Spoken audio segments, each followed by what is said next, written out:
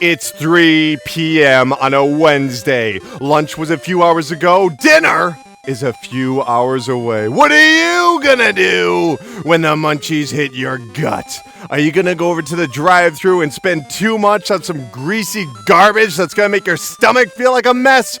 Or are you gonna head over to the gas station and load up on sugar and have your hands jitter for the rest of the day? No, my friends, no! Both of these are poor alternatives compared to NatureBox.com. That's right! NatureBox.com is going to help you snack smarter with over 100 wholesome, crave-worthy options. In fact, if you go to NatureBox.com, you can get a free trial with 5 personalized snacks dropped off right at your door. Well, what kind of snacks do they have here? Let me tell you. They got garlic plantains. They've got honey Dijon pretzels, lemon tea biscuits, and pistachio power clusters. We're talking about tasty snacks here. Snacks that you want to eat and snacks that are good for you. Snack smarter, stay healthy at naturebox.com. Head over to Naturebox today and get a free trial delivered right to your door. This week on the PRESSURECAST, the Nintendo PlayStation is unearthed, the NX may arrive next spring, and a new game gets announced by a Trespasser. Everything happening in the world of video games is here, now, on the PRESSURECAST.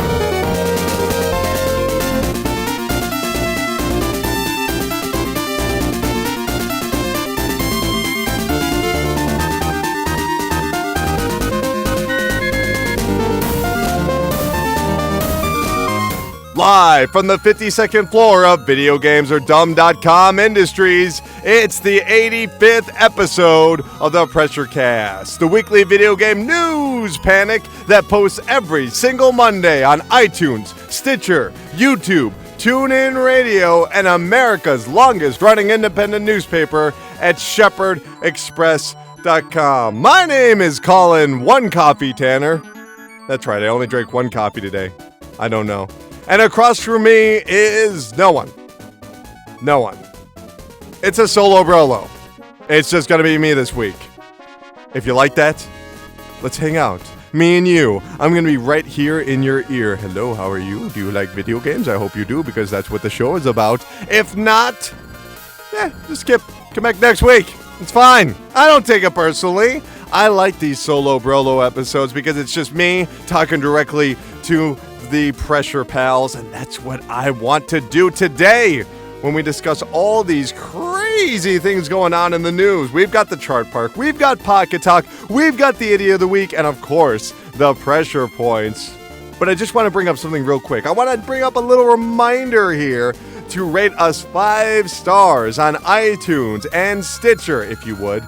Come on. What are you doing right now? What you got going on? Go to iTunes, go to Stitcher, give us 5 stars, write us a review, and be like, I think this show is super good! Exclamation point 3 times, smiley face. And I'll appreciate that. Now, last week we started off the show with, emails, or whatever you want to call it. Well, guess what? This week we're going to do something different. Why? Because no one writes into this show. I don't know what's going on. Every week. More listeners every single week. The listenership is up so far. Over the past 6 months, it is freaking skyrocketed. And yet we don't get as much mail? What's going on here? So I just want to let you know that you can email us, pressurecast@gmail.com. That is pressurecast@gmail.com. You can tweet at us, pressurecastpod. If you want to get your question read on the air, you can go through either of those. Or you can text or call 954-947-7377 and have your question heard on the air if you leave a voicemail or read on the air if you leave a text message. That's right, 954-947-7377. I know you're by your phone. Go ahead. Why don't you just pick it up? Just dial those numbers and let the questions flow. Okay, well, that was a good promotion. My God, we have to get going. We're almost 4 minutes into the show, 5 minutes into the show. Let's get this party started with the earth-shattering stories of the week. Okay. Retro stories are generally not part of the earth-shattering stories of the week.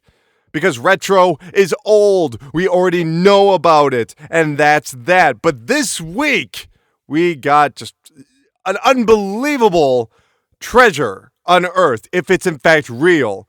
What is that treasure? It is no other than the Nintendo PlayStation. Huh, what? A Nintendo PlayStation? So someone took a Nintendo and a PlayStation and they glued them together? No. The Nintendo PlayStation was unearthed by an individual named Dan Diebold. Apparently, he received it from a friend of his whose dad used to work at Nintendo. Well, at least it wasn't his uncle, right? Everybody heard that story. My uncle works at Nintendo. Ha!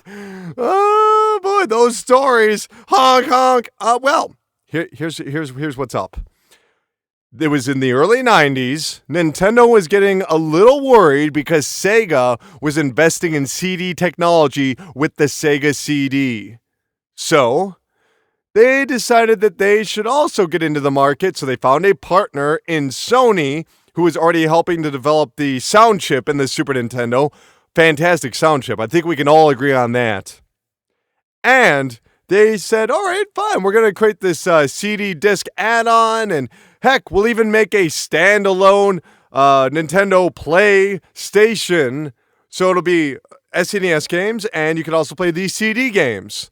Either way, Nintendo got very nervous about it because they knew that Sony knew how the Sega CD worked, and now they knew how the Super Nintendo worked, so they were worried that maybe Sony would try and enter the games market.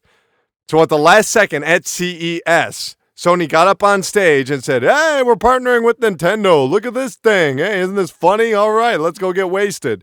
And then the next day, Nintendo got up on stage and said, hey, Sony was talking about, what was that, the PlayStation or something like that? Yeah, we don't know what that's about. We have no involvement in that. We have no plans to work on that. But Philips, yeah, we're going to work on Philips, and that's going to be awesome. Of course, the result was the Philips CDI, which was horrible, and the PlayStation 1, which is wonderful. What a wonderful time to be alive. Well, so whatever happened to these Nintendo PlayStations? Well, apparently there were only around maybe 100, maybe 200 ever produced. Ever. And earlier this week on Reddit, this guy shows up. He's like, hey, look at these pictures. Look at Nintendo PlayStation. And everybody starts going, that's fake, shut up, fake. This is fake. Take it off the internet, you stupid noob. Well, I mean, he's provided more pictures and even a video on YouTube where he's holding the system. He's like, I don't have any power cables. I guess this feels like a Super Nintendo controller. It's pretty cool. This guy does not look like he's trying to trick anybody. There's no presentational elements to this. He seems kind of like a regular dude who just happened to stumble upon something incredibly cool and maybe doesn't even know what he has. So, yeah, as of right now, it's looking like it's authentic. And that's insane. I guess if you want to know more, it basically looks like a Super Nintendo standing on top of a DVD player because it has like the slide out disc tray and you put the disc in there. Utterly crazy. Who would have thought? I mean, I've always wondered if there were any prototype games or anything that were developed for that system. I mean, can you imagine if Nintendo and Sony had actually stayed together on that project? I mean, there's no telling what would have happened. I mean, we might be talking about a market that is almost 80% Nintendo, you know? I mean, who knows if Microsoft would have gotten involved? I assume they would have. Regardless, I don't know. No hypotheticals. So for the love of God, go look up that Nintendo PlayStation. It will blow your mind. They have the number 2 on it, by the way. Someone wrote a little number 2 on it. So maybe it's the second ever developed? Who knows? Moving on to the next earth-shattering story. Oh, no. I'm going to get this right. Give me 1 second. Moving on to the next earth-shattering story of the week. There we go. That's better. Nolan North. Yes. A fantastic actor. A thespian, as it were. He was being interviewed at this anime convention, and one of the people in the audience said, "Oh, is Naughty Dog making something cool?" And Nolan North said, "I know nothing.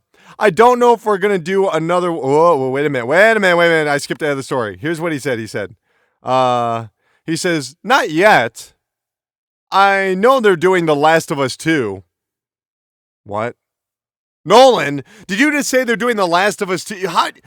Why are you out? You work on so many video games. Why are you just out there telling everybody else's business? You know how this business works. You're not supposed to mention games that are in development." Well, he did. Troy Baker, the guy who was actually in The Last of Us, had this to say: "I know nothing. I don't know if they're gonna do another one or not. If we do, then I trust Neil Druckmann and Bruce Straley and everyone at Naughty Dog to tell a story that needs to be told." Come on, Baker. There's no reason to make a sequel to Last of Us, and that is the painful truth. That is the painful truth. When we in the video game industry, all of us together, hanging out in front of gas stations, playing our Game Boys, as they did in many 90s a commercial. 90s a commercial, that's a good phrase.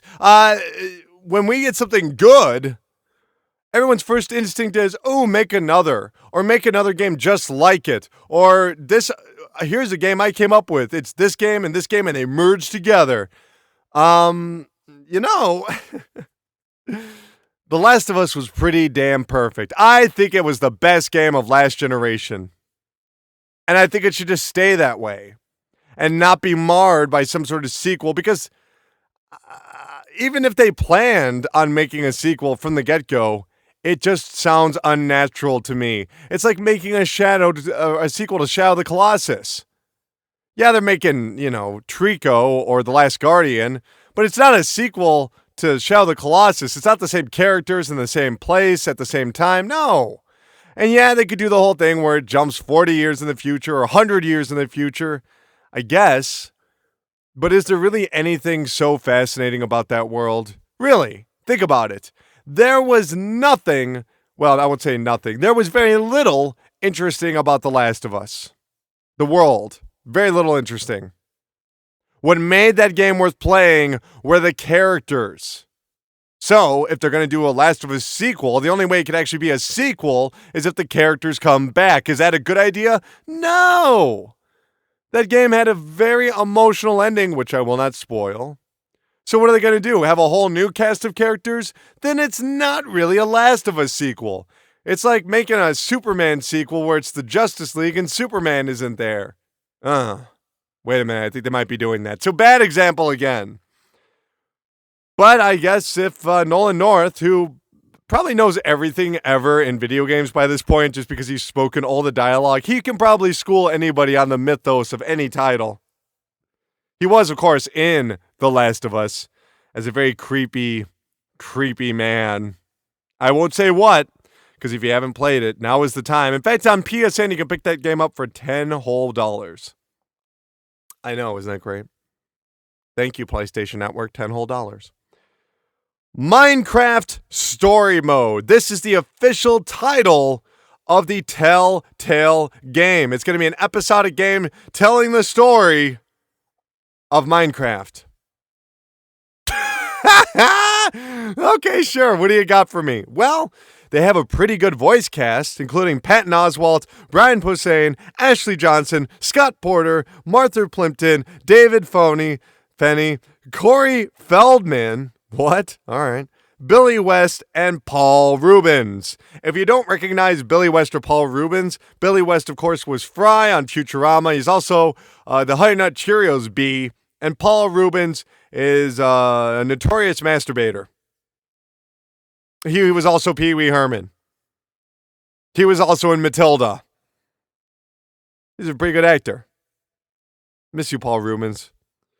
Well, according to Kevin Berner, CEO of Telltale Games, he says, "We've worked closely with the amazing team at Mahjong to ensure this story is a natural fit for the Minecraft world fans already know and love." I did watch the trailer, and it was weird because the guy's like, "Hey, can I have a sword?" And the other character's like, "No, but you can make one." And they drop it on the crafting table. And then a sword appears, and everyone's running around and making jokes about stealing stuff and breaking stuff. You know, I'll be honest, I was a bit skeptical, but when I watched the trailer, I honestly thought it looked fucking awful. Awful! And I'm not blaming any of the talent. I'm not blaming Telltale. I'm not blaming Brian. I'm blaming my stupid mouth. I'm not blaming Brian Posehn or Kevin Berner. But who the hell can make a story out of Minecraft? It looked like a bad straight-to-video version of Lego the Movie. Just like, oh, we've unleashed an evil force. Everybody run. Oh, we are standing on top of a place that is filled with lava. We did something bad, so we look sad. It looks like garbage. But hey, it's a very big deal, and you know what? I assume it'll do okay. But I do wonder in the back of my head if all these kids are going to be like, what? Why would I want to play this game, this linear game? Well, hold on, kids. You get to make some choices here, and it'll influence the story. Yeah, but I can build my house in Minecraft, and it's fun. Why do I need the story? Because this is what you like about Minecraft, right? That it's Minecraft? No, I like the part where I get to build anything and do whatever and hang out with my friends. We got Brian Posehn. Who is that? You ever see Mission Hill? No. You ever listen to Nerd Poker? No. Let's cancel the game. Because that's the problem. I'm sorry. I know that a lot of people say, well, I'm an adult and I like Minecraft. Good for you. But you are nowhere near the fan that the children are. Kids love Minecraft. Every time I see a kid messing around on a phone or tablet lately, and trust me, I just sit outside that playground all day with my binoculars trying to keep track of what the kids are into. They're always playing Minecraft. Always. And why not? It's exactly what children like these days. It's first person, it's colorful, it's slightly retro, and it allows you to craft and go anywhere and do anything. So when you take that and say, hey, we want to tell you a story, it's like, no. I will say that the graphics still look a lot like the Telltale engine, which means they look old. Like, it's not just that the Minecraft graphics, because it is just Minecraft. It looks like Minecraft with like the little mouths moving and everybody's a square. It's just that, I hate to say it, but it looks stiff. It looks stiffer than Minecraft. So Telltale Games, please get a new engine. Please. It's been a whole generation. We could go for another engine right now. Your games look really weird. And I like your games. I like your Borderlands. I didn't really like Game of Thrones, but hey, I don't watch the show or read the book, so hey, not for me. I played your Walking Dead. Come on. Well, that's going to do it for the earth-shattering stories of the week. Oh my God. 20 minutes in. I can already tell this episode is the greatest episode of the PRESSURECAST that I've ever done. How's your 4th of July? Huh? How's your 4th of July? Did you get outside much? Well, in case you didn't, we're going to go outside right now. We are going outside right now. To the Chart Park, the land where money grows on trees. Yes, the Chart Park. This is the part of the show where we find out which fat cats of Wall Street will tip their top hats towards Lady Luck as we investigate the latest business news and financial news in the video game industry. Starting off with China. That's right. China recently lifted their ban, and by recently I mean, last year, lifted their ban on video game consoles. Well, this is going to be a huge market. We all know sooner or later China is going to very much influence the video game market, or at least I presume, as do many other analysts.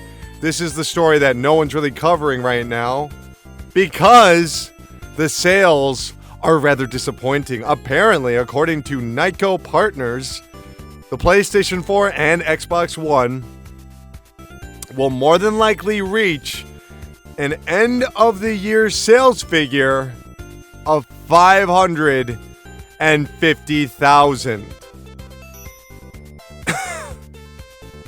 That's right. They're predicting that by the end of the year, the entire market of Chinese game consoles will reach 654 million. Ugh. But by 2019, it should reach a combined 3 billion. What does Nyko have to say about all this? Well, they said, despite China being a prominently PC online game culture, Chinese, who are now 26 to 35 years old, grew up in the days of Nintendo Super Famicom consoles and are accustomed to playing games with a controller via TV.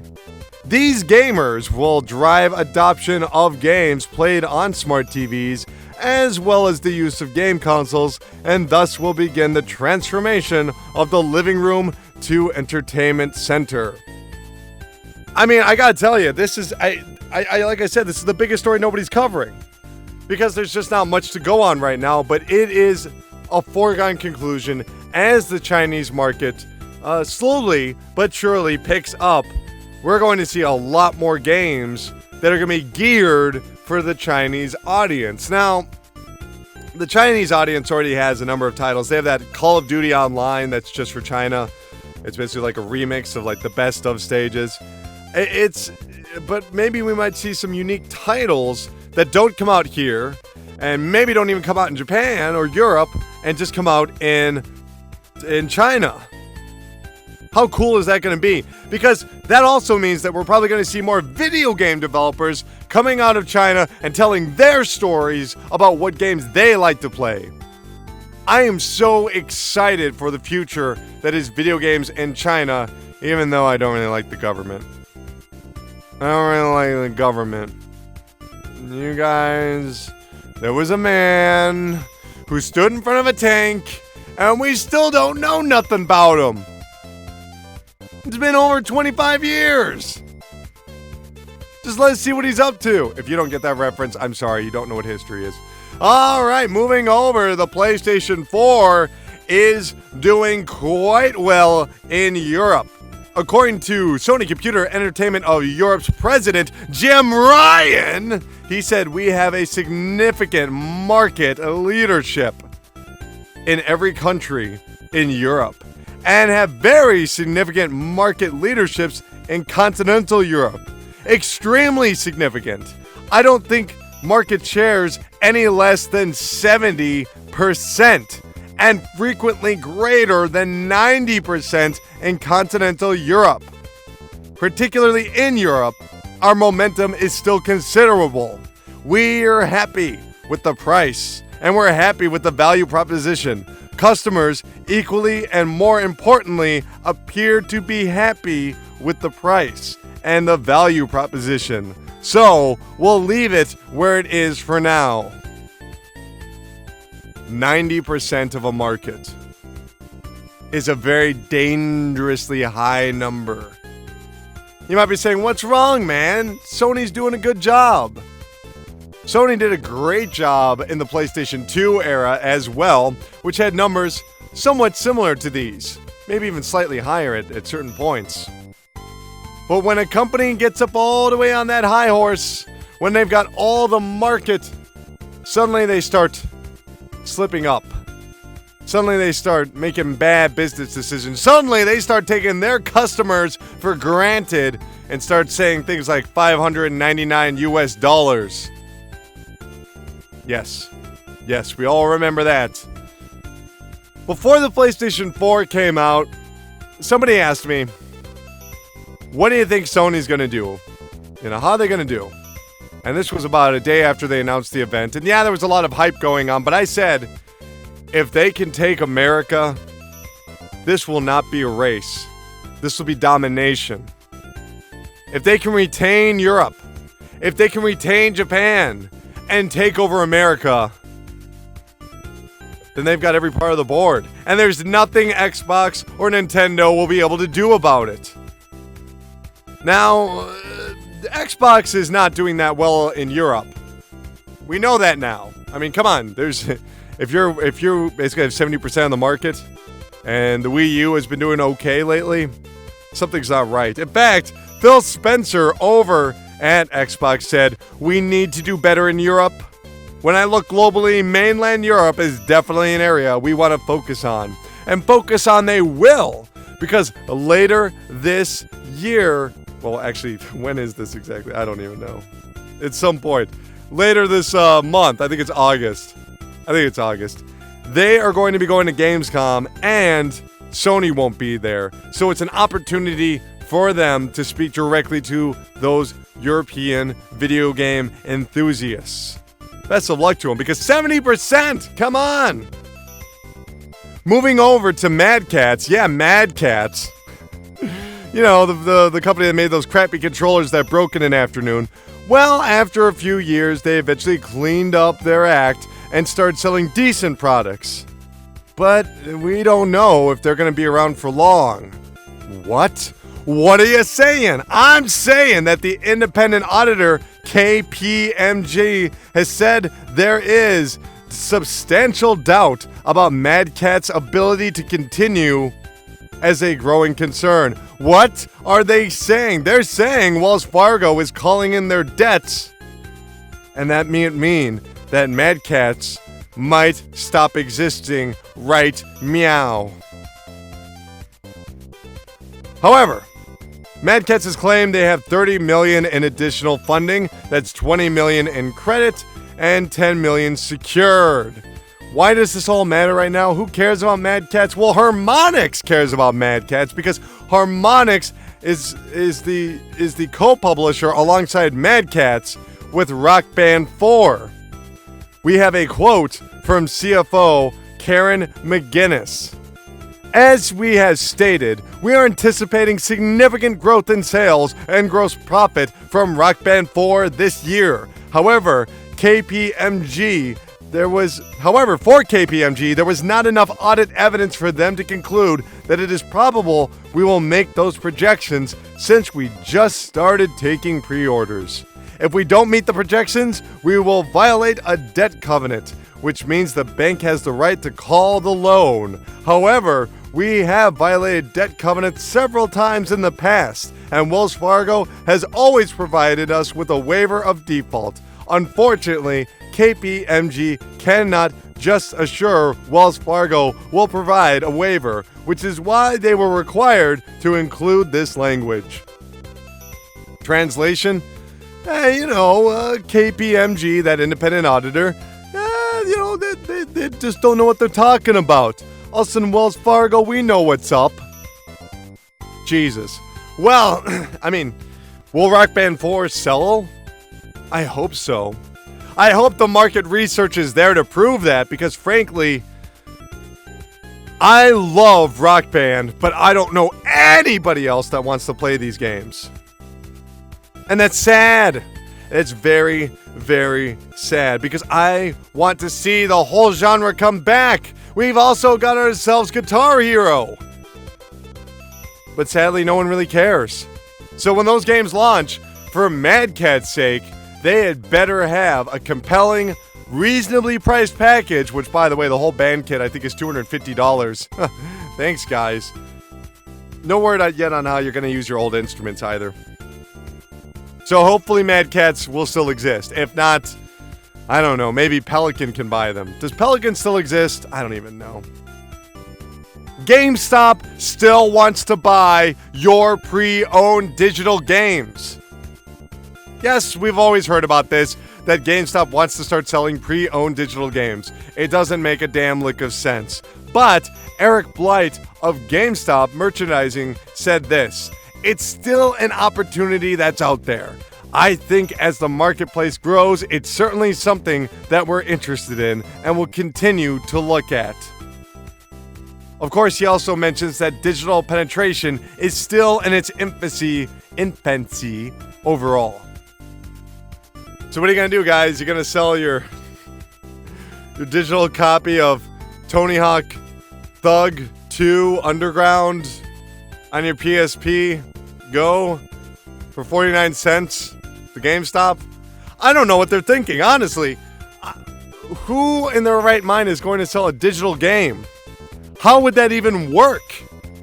Do you press start on your system and select sell to GameStop? The hell does that mean? I don't understand it. It's a stupid idea, GameStop. At least right now. Maybe they're right. Maybe I should give them the benefit of the doubt. Maybe they're so forward thinking that they're like, well, yeah, not today. Maybe in like 15 years. All right. I'm sorry, GameStop. Let's hug. Come here. Let's hug it out. There you go, GameStop. Get back in the game. GameStop.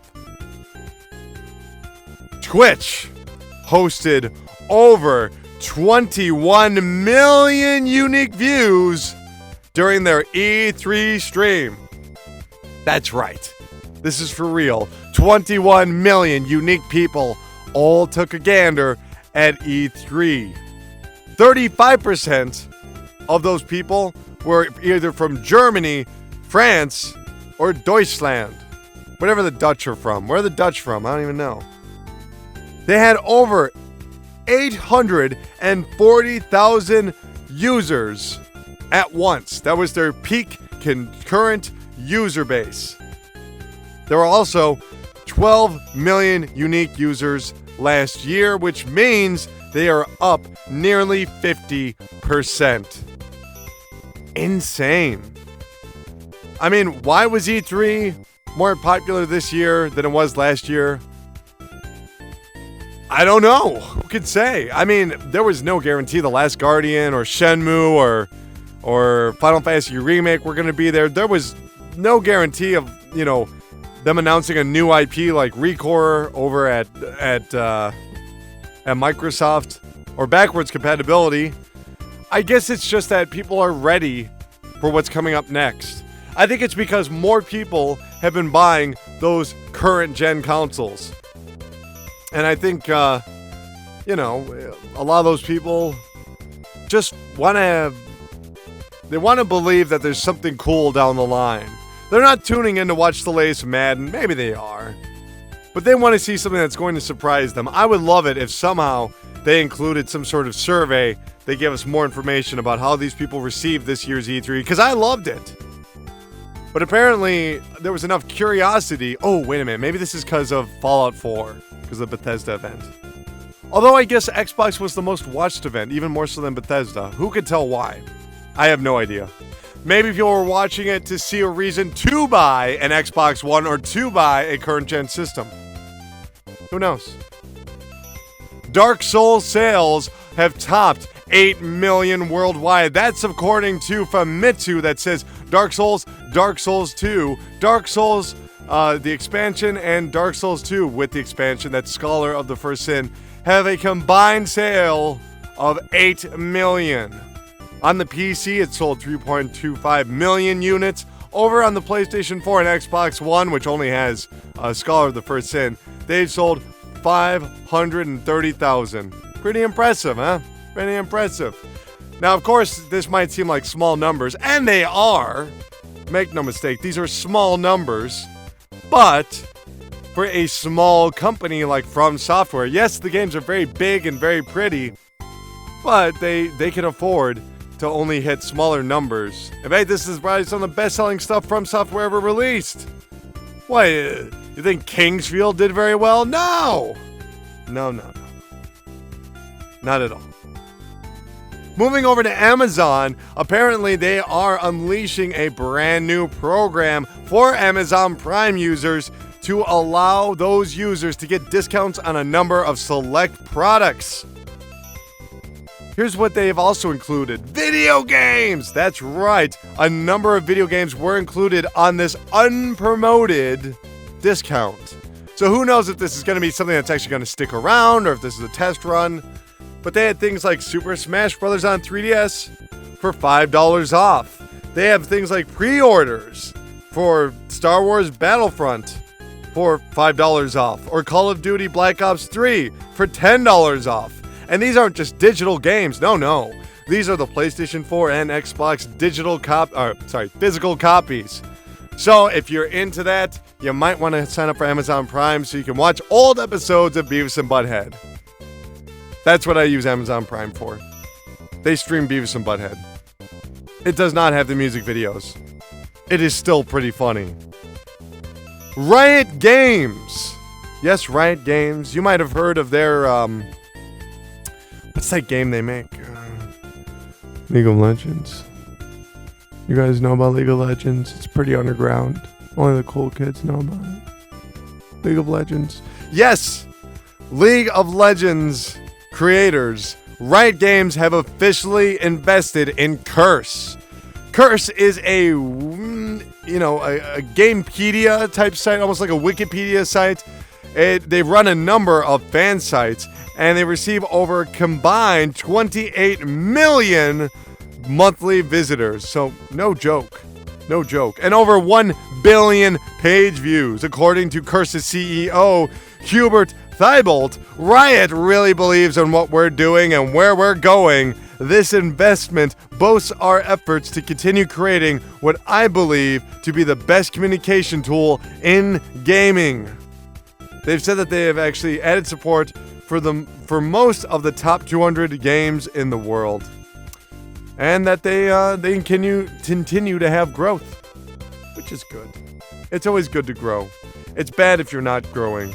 So good for them. Good for Curse. So go check out their fan sites, because Riot just dropped a lot of money on them. This is a very long segment, by the way. I'm sure that you've noticed this by now. It's a longer segment than usual. Lots of business news.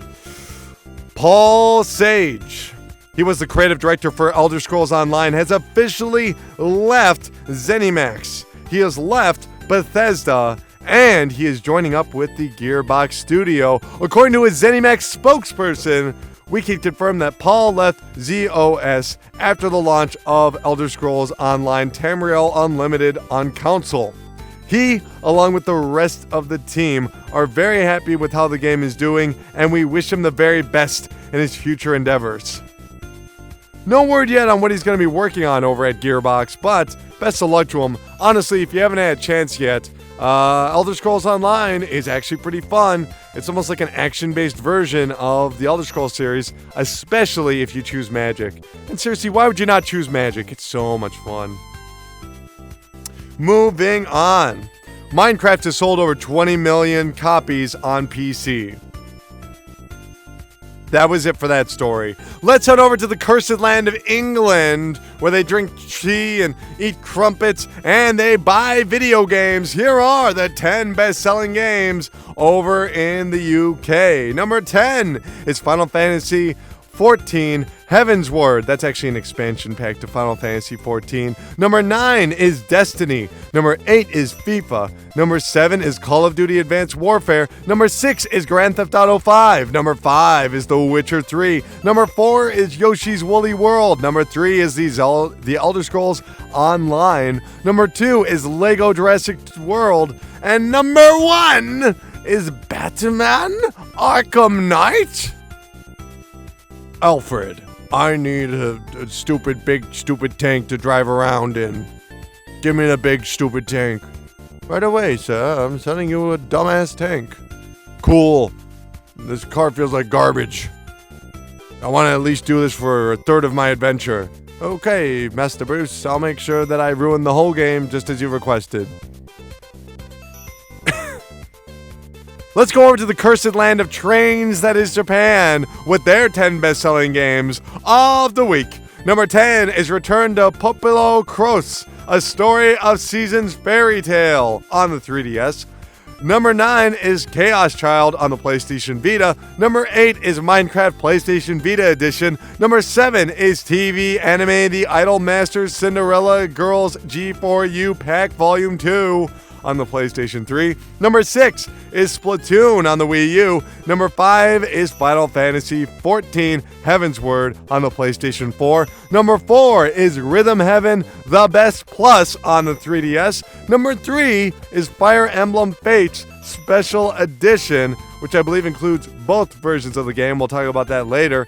Number 2 is Persona 4 Dancing All Night on the PlayStation Vita. And number 1 is Fire Emblem Fates Birthright/Conquest. They combine the sales on the 3DS. And that's going to do it for the Chart Park, the land where money grows on trees. Whew. Good to be back inside now that we're done with that. But wait, I'm shrinking.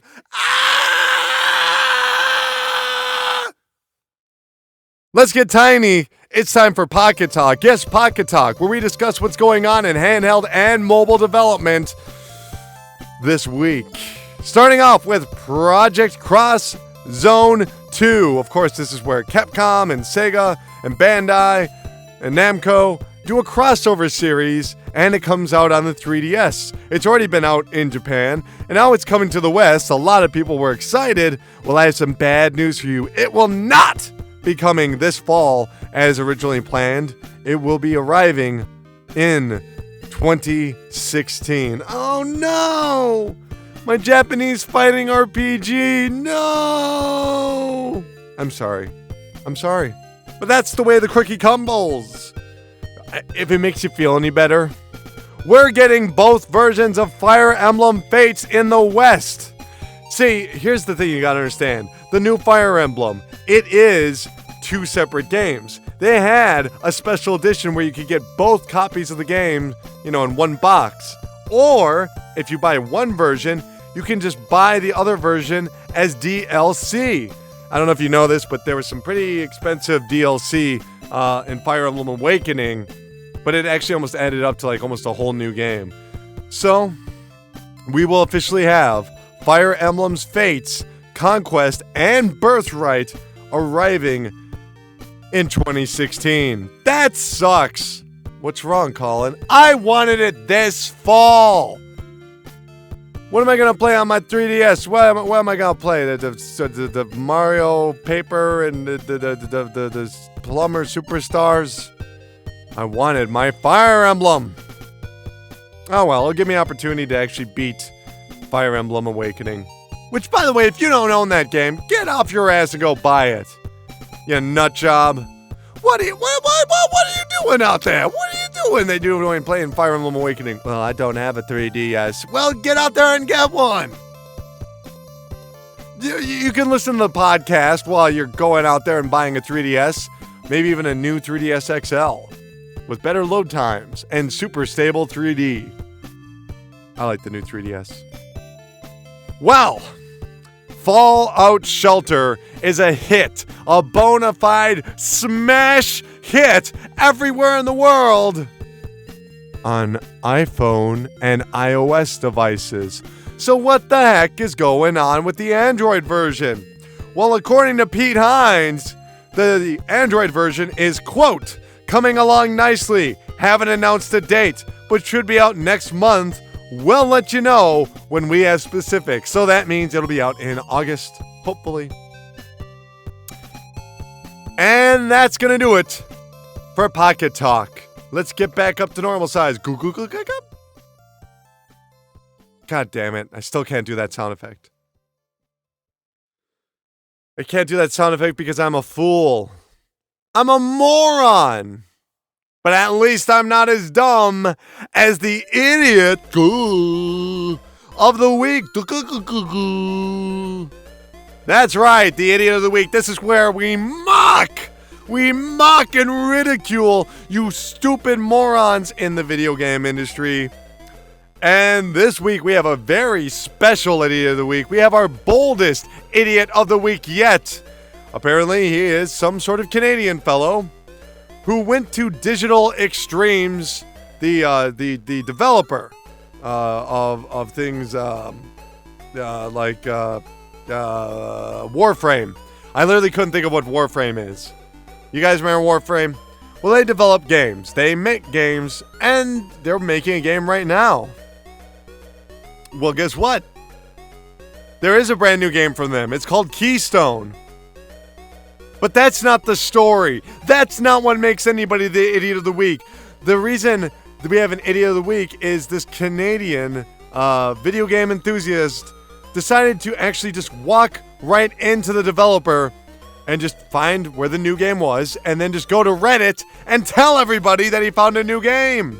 He had the username Uncover Legend. Here's what he said. I knew they were in London, Ontario, Canada, but I didn't know where. They have been hiding from us for years. No explanation to as where. I found them. The doors are all open by fingerprints. Pretty cool. But I just followed some tattooed dude into the door after he unlocked it.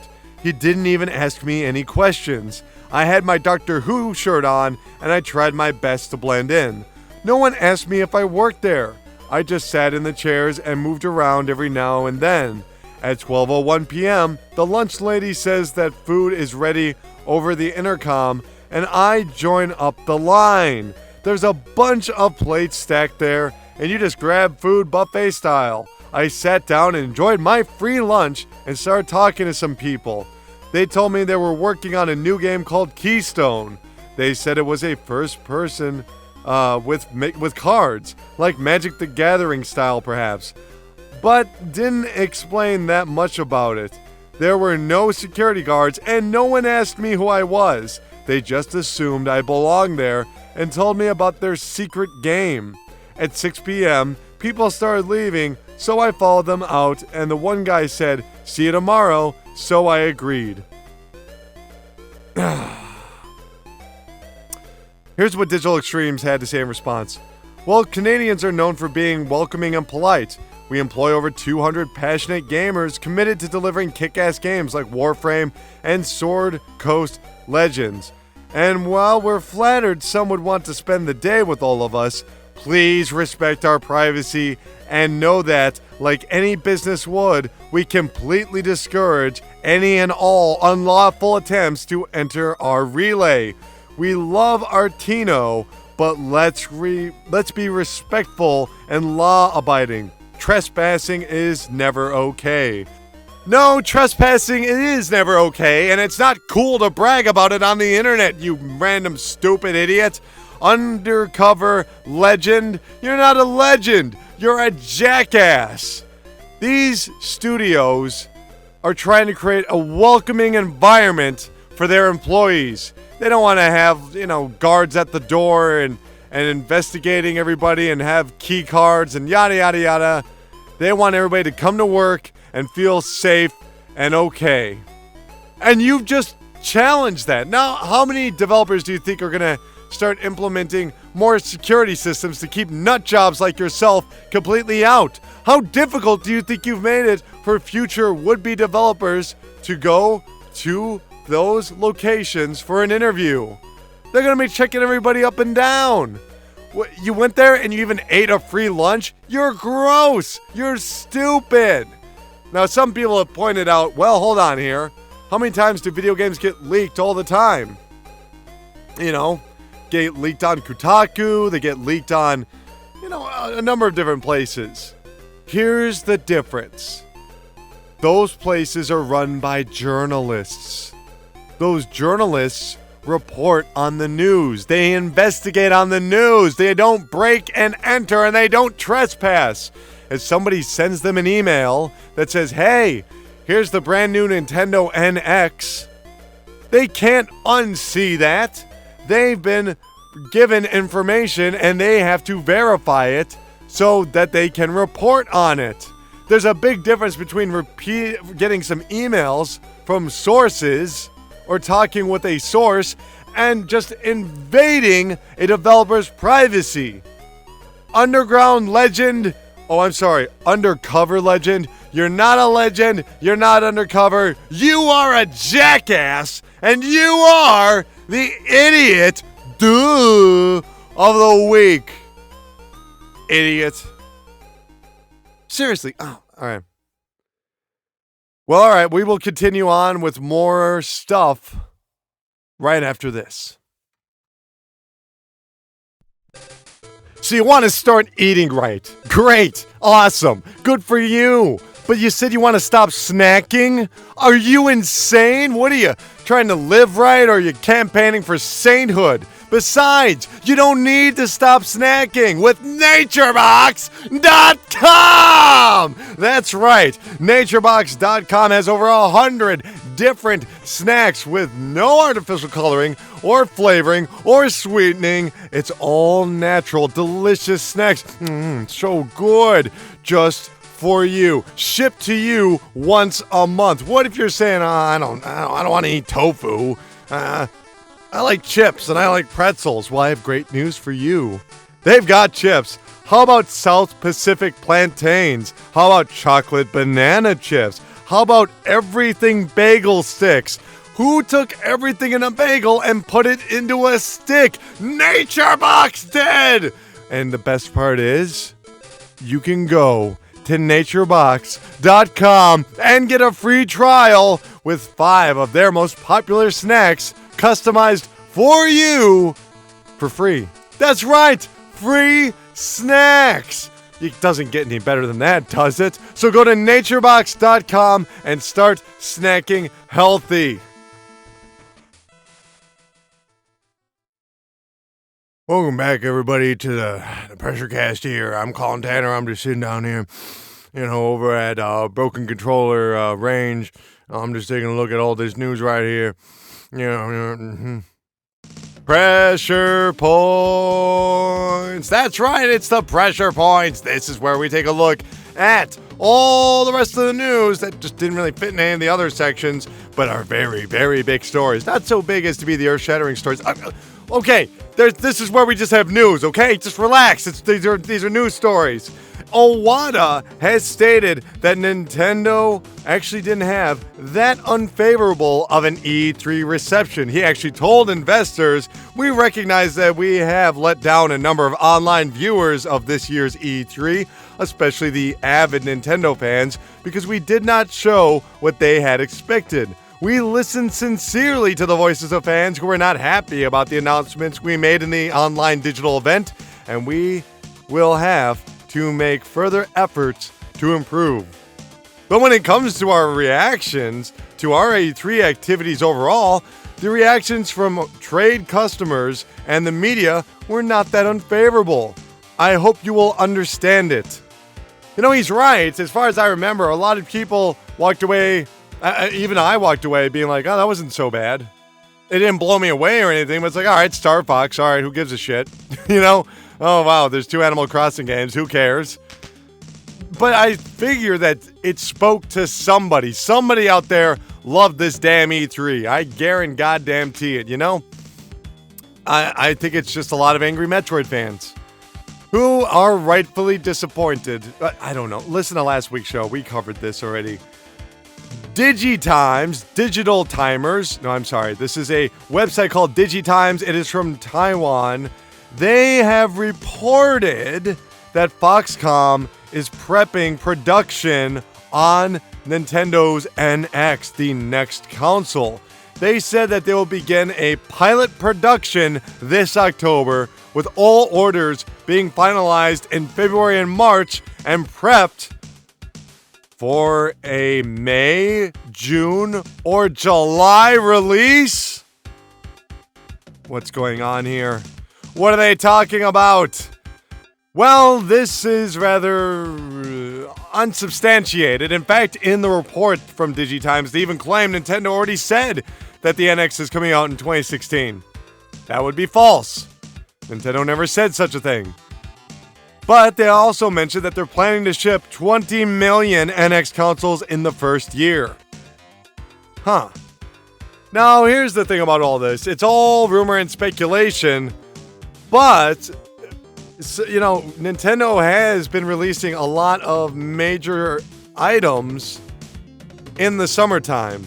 They released all of their the Fire Emblem games. Those just came out in summer. The other game, Rhythm Heaven, the Best Plus, which is doing very well, that was released in summer. Splatoon late spring. So it is conceivable that they might launch a new system. I mean, come on, we're talking about Nintendo. I like how people bust out all these ideas like, well, you think no console maker would ever launch in July? Nintendo. They do everything weird. It's impossible to guess what they're going to do next. Well, it's a lot easier to guess what they won't do. So, is the NX coming in July? I doubt it, but I'm not going to rule it out. We do know something about the NX, though. Miyamoto, well, we'll get to that in a moment. Satoru Iwata has pledged that they will continue to support the 3DS and Wii U after the NX is launched. Regarding your concern about what will happen to Wii U or what will happen to Nintendo 3DS, NX is a new platform, so the installed base will have to be built up from zero.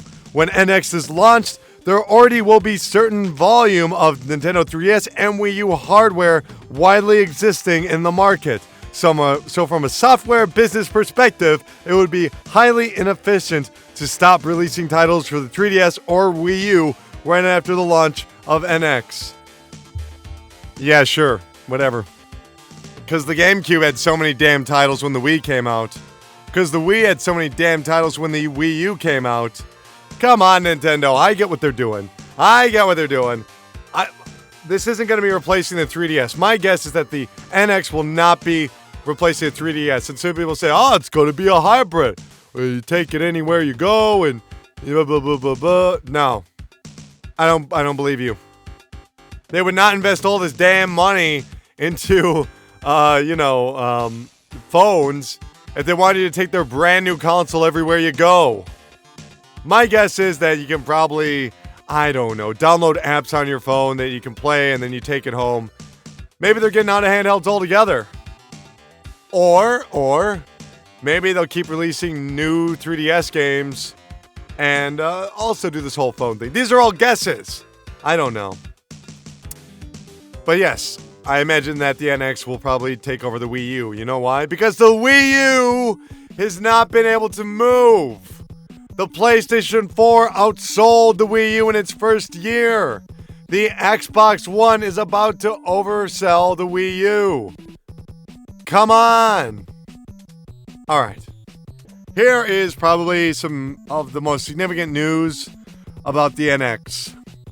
Miyamoto is not actively participating in the development of the system. According to Miyamoto, I pulled myself back out of some of the hardware section, and I'm really focused on some of the software that I'm involved in. For example, the new Star Fox game. Oh, that was the end of a sentence. For example, the new Star Fox game. Of course, I am observing and looking at the hardware, but I am not actively participating and making decisions. Keep in mind, the Nintendo 64 was designed around Miyamoto's Mario 64. Keep in mind that the Wii was Mr. Miyamoto's idea, originally an add-on for the GameCube.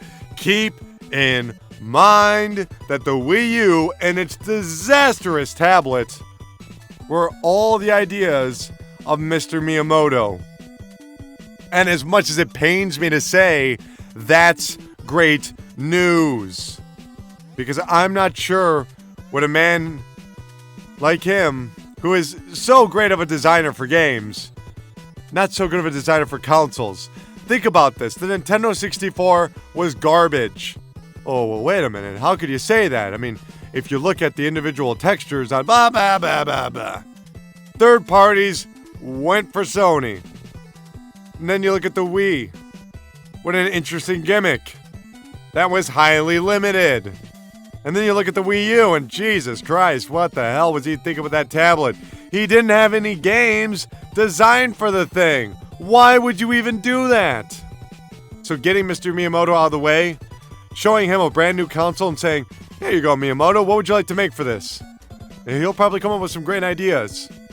He's got to be getting close to retirement, though. I hate to say it, but he's got to be getting close to retirement. Well, Miyamoto has some more comments regarding virtual reality. That's right, virtual reality, he says, it's not for Nintendo. Here's what he had to say. the current types of virtual reality aren't really a good fit for Nintendo's philosophy of trying to create entertainment that people can play together in the living room. Oh, wait a minute. That was Shigeru Miyamoto. No, that is right. Okay. We're constantly looking at different technology and experimenting with different elements of it, but we're not feeling virtual reality is currently in a place where it's ready to be released as a product that fits with our philosophy of fitting in the living room. Well, he's right about that. It's still not clear how you're going to be able to interact with other people. Well, you put the headset on, and then the other person across the country is wearing a headset. That's not interacting with people. Nintendo wants you to interact with the people in the room with you. I imagine Nintendo is very excited for HoloLens, though. Holy crap. You open up a board game and all the Mario Party things are going on right on the board game. Oh my god. That would be crazy. That would be insane. Oh yeah, by the way, Club Nintendo finally shut down. It's gone, officially. We have PlayStation Plus's July 2015 games. On the PlayStation 4, there will be Rocket League, which is awesome, and Styx, Master of Shadows on the PlayStation 4, Mousecraft on the PS4, PS3, and Vita, Entwined on the PlayStation 4, PlayStation 3, and Vita, and Rain on the PlayStation 3. Entwined and Rain, if I'm not mistaken, were both featured at last year's E3. And Geometry Wars 3, Dimensions Evolved, is officially hitting the Vita for free this Tuesday. So look forward to that. Microsoft has announced that they will be going to Gamescom and will have their press conference on Tuesday, August 4th at 3 p.m. A report from Kotaku has stated those PC problems for Batman Arkham Knight, they've been there a long time. According to a QA tester, I will say that it's pretty rich for Warner Brothers to act like they had no idea the game was in such a horrible state. It's been like this for months, and all the problems we see now were the exact same, unchanged, almost a year ago. Oh. Well, more Batman news. Batman, what the hell's the name of this? Batgirl, A Matter of Family, is going to be launched on July 21st on the PlayStation 4 and Xbox One. This is the DLC where he plays Batgirl. It's not being developed by Rocksteady. It's being developed by WB Montreal, who have absolutely no experience with the Batman series. They've listed something here called Arkham Origins. I've never heard of that. It's probably made up. Who knows? A number of people playing the alpha for Star Wars Battlefront have decided to release a number of videos, weapons, and vehicles all over the internet. Now, I could bore you to tears with some of these weapon names, such as the E11, A2280, DH-17. Who knows what that means? But we do know that there are X-Wings, TIE Fighters, Y-Wings, TIE Bombers, Corellian Corvette, and the 74Z speeder bike. Electronic Arts is not too happy and is attempting to take out these videos and posts. Also, we know that Tatooine has a midday and dawn variation. Quit sharing that stuff. Come on, EA let you play on their little servers. Whatever, I'm sure EA is all happy about this secretly. They're like, yep, that's right. Build up the hype. Build up the hype. Good news, Shenmue 3 fans. If you want a physical copy of Shenmue 3 and you don't want it for PC, you can now get one for the PlayStation 4 at the $60 option. Unfortunately, though, it doesn't look like you'll be able to get a physical copy if you spend $100. At the regular $100 right now, you get a PC physical copy as well as early access to the game. Which is crappy, because I want early access on PC and I want my PS4 copy. Don't make me spend $160, you nutcases. Also good news for the Shenmue 3 Kickstarter, Corey Marshall, the original voice actor for Ryu from Shenmue is returning. According to the Kickstarter, we would all like to thank Cory-san for coming back, and especially for all the support he has given Shenmue over the years. It's true. He's got a Facebook fan page, he's done a number of interviews. A lot of people give slack to or a lot of people give crap to the Shenmue English voice acting. I've always found it rather charming. Excuse me. Yes? Did you happen to see a black car on the day the snow turned to rain? Can't say I have. Excuse me. Yes? Never mind. I think that's pretty much verbatim half of the dialogue. I love good old Cory-san. So happy he's back on the project. Speaking of Kickstarter, Kenji Inafune and Concept have launched another Kickstarter. Red Ash, the Indelible Legend. Here's where it gets confusing. This is going to be a third-person action RPG that is seeking $800,000 on Kickstarter. But there is a separate Kickstarter for the Red Ash anime series that is seeking $150,000. According to Inafune, we want people around the world to look up at this project as an example of what Japanese creators are truly capable of. Well, that's cool, Inafune. So you're doing this project now? And you also got finished with Mighty Gunvolt. I know there might be some more of that coming out. Oh, and Mighty Number 9. I forgot about that. Oh, and you're working on Recore? I love Kenji Inafune. But when I see him starting to stretch himself so thin, I get concerned. Why do we even need this anime? Whatever. Just a little worrisome. Shovel Knight is getting a physical release on October 13th on the 3DS, Wii U, PlayStation 4, and Xbox One in North America and Europe. It'll be $20. I will probably buy all of those. $80 for all? Come on. You know these are going to be rare, right?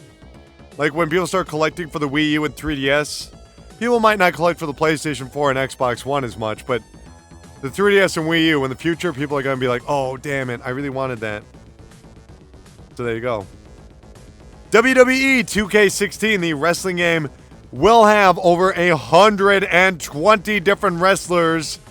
We're talking unique wrestlers that does not include costume variants. These are separate characters.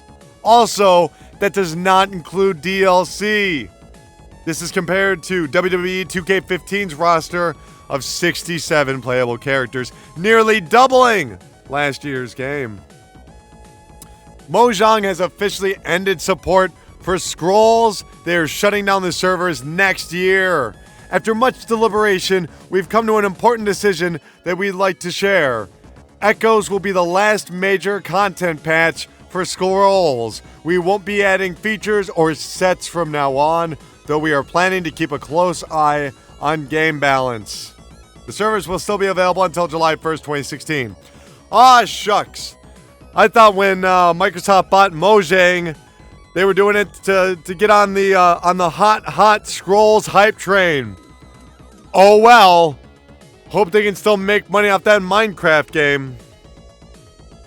And lastly, there is a brand new independent game called Allison Road that is being developed by one individual. It is a spiritual duplicate, successor, whatever you want to call it, to the playable teaser PT. That playable teaser, of course, was on the PlayStation 4, and it was for Silent Hills. Now that Silent Hills has been canceled, they also took down PT from PSN, and if you delete it off your hard drive, you can't even download it again. So, what is going to be in Allison Road? Well, there's going to be some spooky stuff. It's going to take place in a single house, and you can even equip a butcher knife. It has already been greenlit on Steam. It will feature Oculus support, and will be arriving Q3 2016. And that's going to do it for the Pressure Points. This episode is just flying by, isn't it? This might be the shortest episode I've ever done. It's crazy. This might be the shortest episode in history. Let us further reflect upon this as we examine the lineage of games. And this week in history, 10 years ago, the Halo 2 multiplayer map pack was released on the Xbox, being one of the very first versions of downloadable content being released on a disc. Notice how I said downloadable content, not expansion packs. Such a different time. Also 10 years ago, Killer 7 launched on the GameCube in the United States. 12 years ago, Kirby finally released Kirby's Air Ride on the GameCube, the canceled Nintendo 64 game, and Outlaw Volleyball was released on the Xbox 12 years ago. If you don't remember the Outlaw series, I envy you. 18 years ago, the very first Armored Core was released in Japan, and 19 years ago, Nights into Dreams was launched on the Saturn in Japan. 21 years ago, Tetris 2 was released on the Super Nintendo in Japan, and 28 years ago, Yumi Koju Doki Doki Panic was released in Japan. You're going, what the hell is that? Well, you might remember it better as Super Mario Bros. 2 or Super Mario Bros. 2 USA if you happen to live in Japan. But lastly, 28 years ago, Metal Gear was released on the MSX in Japan. Crazy. And that was this week in history. I can't believe it. The show is only 12 minutes long. Well, an hour and 12 minutes. Okay, I exaggerated a bit. But I think it's time to close out the show. Colin, where can people reach you on the internet? Well, thank you, Colin. You can reach me at Dr. Karate Chop. That's at Dr. Karate Chop. Or tweet at the PRESSURECAST at PRESSURECASTPod. Of course, you can go to youtube.com/videogamesAreDumb. That's videogamesare dumb, all as one word. And check out the latest episodes of the first hour. Go to iTunes, go to Stitcher, rate us 5 stars, leave us a positive written review, email us pressurecast@gmail.com to be heard on the show, or call us 954-947-7377. Guys, I know it was a shorter show. Honestly, even with the guest, there just wasn't that much going on this week. And so this episode has to end. But fear not, for the PRESSURECAST is forever. Rawr.